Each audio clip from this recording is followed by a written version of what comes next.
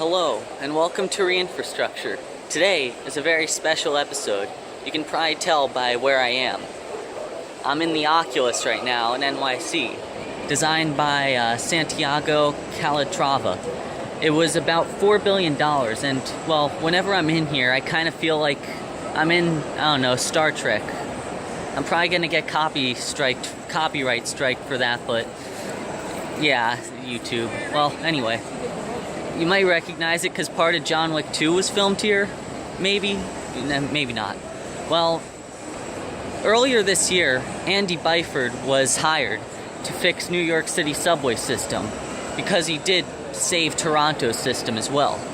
And that save is coming from a $17 billion plan. Yes, billion. And it will, A, fix New York's failing signal system, which is about 80 years old right now. Yeah, it was built in the 1930s. That's before World War II. And B, it will revamp about 400 subway stations across the whole city. Well, I'm doing it from here today rather than Penn Station because it was a hot day out, and well, when I filmed in Penn Station, it wasn't exactly air conditioned. But it's pretty nice in here today. It's not hot at all. It's really pretty beautiful.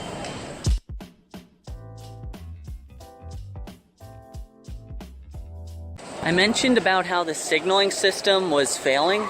Well, it causes about a third of all delays in the system, and the others are a lot caused by overcrowding, which could be fixed if there were more trains running on time. You see, so it's a self-fulfilling loop. As you have worse delays from signaling, it just gets harder to run the trains, so there are more people on each train, thus the overcrowding. Well, I just can't believe that they haven't been fixed at all in 80 years. It just seems insane to me. In doing this, though, there's been a bit of a feud between the mayor, Bill de Blasio, and the governor, Andrew Cuomo, between who's going to get to control this and who's going to have more power at the end of it. Like last year, Governor Andrew Cuomo, he input a state of emergency for the subway system because it was failing so terribly, so that gave him direct control of it. But de Blasio has been fighting hard to get it back, which, well, I don't really know who I want to win this, but I just want to... neither of them will ever take the subway, I can assure you of that. I just want somehow the trains to be fixed within a decade, because, you know, Andy Byford wants it within the decade, so, you know what, I think he can do it. He'll find a way. He did with Toronto. He'll find a way. I can give a little history about the Oculus while I walk to the train.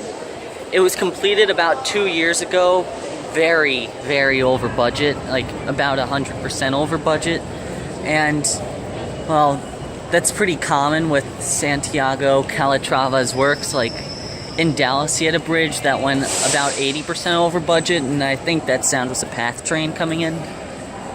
And, well, I think it's beautiful, so I think it might have been worth a little bit over budget, but 100% over budget's, that's double the price, that's a lot, but gotta say it is pretty beautiful.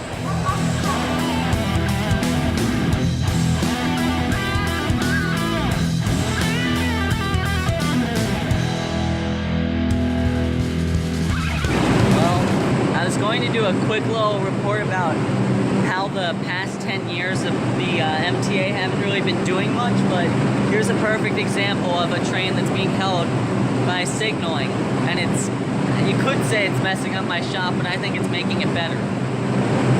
It's been sitting here for at least 5 minutes now, and it just hasn't moved, so, oh, here comes my train. Hopefully it is AC. It's pretty painful out here today. Finally it's going.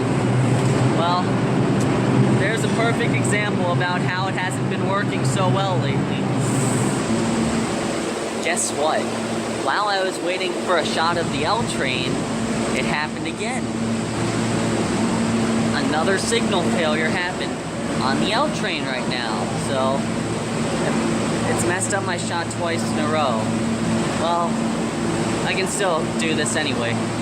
the L, it's not exactly connected, but the L train is going to close for about 18 months next year because they're trying to fix any damages that were caused by Sandy. They did a good job in fixing it temporarily, but it didn't permanently fix it. It only was a temporary fix, like putting a Band-Aid on. Oh, here comes my train. Cool. Yeah, there it is. Good, moving at high speeds. Oh yes, and my last train did have air conditioning, so let's hope this one does too.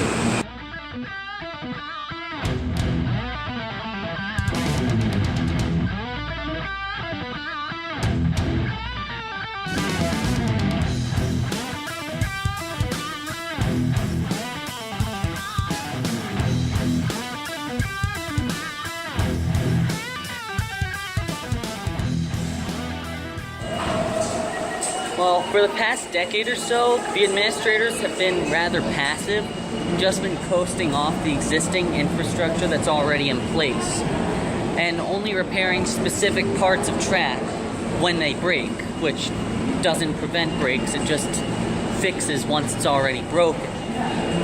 And a station, well, the 68th Street subway station, well, it feels like it could just collapse any day, pretty much. I'll put a picture of it right here.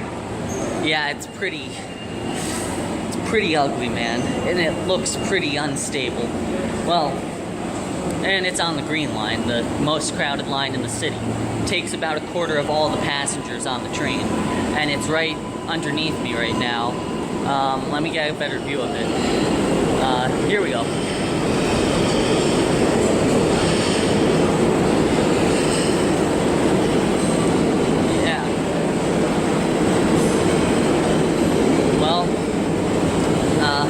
For the track connections, let's just say, since it's a block system, let's just say a mouse lands on the tracks, or some piece of debris falls from somewhere, like a piece of trash, and it lands on the sensor.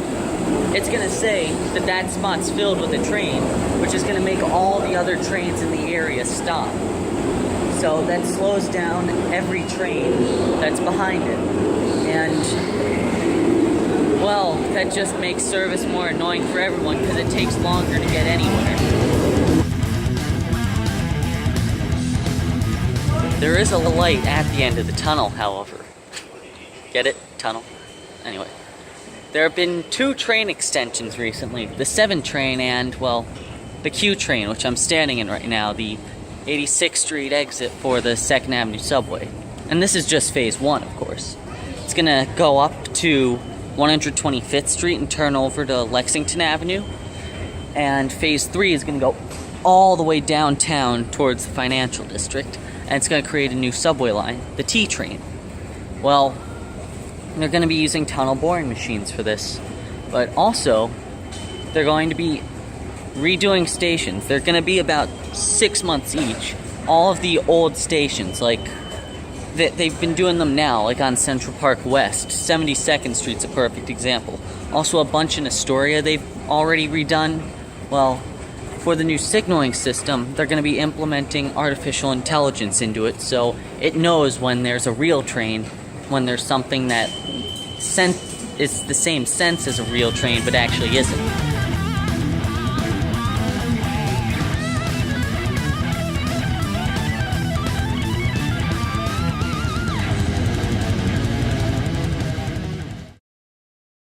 Thing that will be positive, they will be adding in the new R211 subway cars.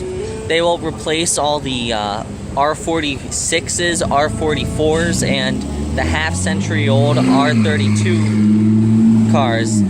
Yeah, that was a loud car. He should probably get his muffler checked. Anyway, the MTA currently has plans to buy 535 of these cars, but they will probably add up to 1,000 more, which will complete it for approximately 1,600.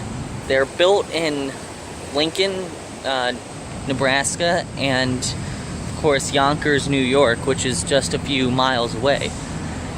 And each car has 8-inch wider doors, which will reduce delays in the station by about 32% because people are always trying to squeeze on the train, and well, the doors just aren't big enough. So now I think they will be.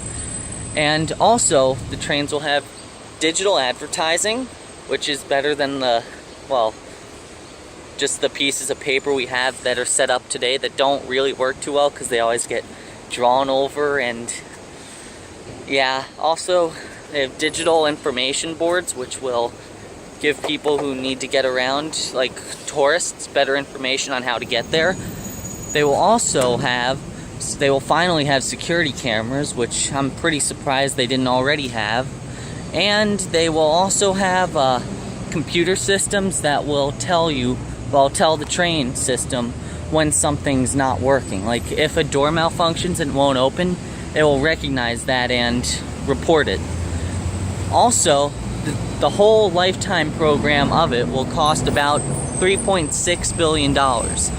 And with the first trains coming in about 2020, and the final ones rolling onto the tracks in 2025. And they will be on the letter trains, like the A, B, C, all those trains, like all the way down to the Z train. And they will not be on the numbered lines, like the 1, 2, and 3, or the 4, 5, 6, or 7. Those specific trains will not have these because they have different gauge sizes, which do not fit the trains. Some of the trains will have open gangways in between each car, so that means that you don't have to push open the doors to get from one car to another. You could just walk straight through the train. Like in the Madrid trains, I think they had them. I'll overlay a picture here of that. That'll be a good addition, I think, because more people can fit there, and also the train is going to have fewer seats, which will allow more standing room because, I don't know, probably like 2 standing people can fit in the same space as 1 sitting person, which will make a higher capacity, which means less overcrowding, which will be very helpful. And, well, that's the video. Thank you for watching it. This has been Reinfrastructure. Leave a like and subscribe below. And, well, what is your favorite new addition to the train, and what do you think is the big problem holding it back? Leave your comment in the comment section below, and I'll probably put up a little poll right up here. And also, yeah, also look at the Penn Station video. That's okay one. Yeah, it'll also be up here about now. Well, see you next time.